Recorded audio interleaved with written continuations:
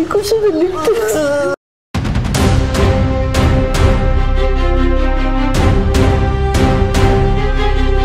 Dito nga ay sinabi ni Miguel na nagsabi ito na hindi niya muna iiwan itong si Andres dahil delikado pa, ngunit sinabi ni Andres panong delikado, wala naman na daw ang kanyang kapatid.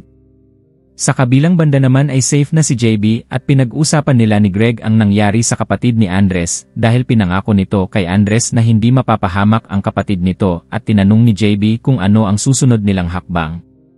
Sa kabilang banda naman itong lola ni Andres at siya ay hindi pa rin makapaniwala sa nangyari sapagkat napakatagal nilang hinanap si John at malalaman na lang ng lola nito na patay na ito. Dito nga ay nag-uusap-usap sila Gab Thomas at Miguel at sinabi ni Thomas na hindi niya inaakala na yung kapatid ni Andres pala ang magpapahamak sa ninong nito samantala binisita naman ni Max si JB at tinanong nito kung meron bang hindi sinasabi ito sa kanila. I owe you big time. Salamat. JB, what's really going on? Meron ka bang hindi sinasabi, JB? Anong sakit mo? Kuya, nasaan ang katawan ng kapatid ko? Alam ko na may alam ka.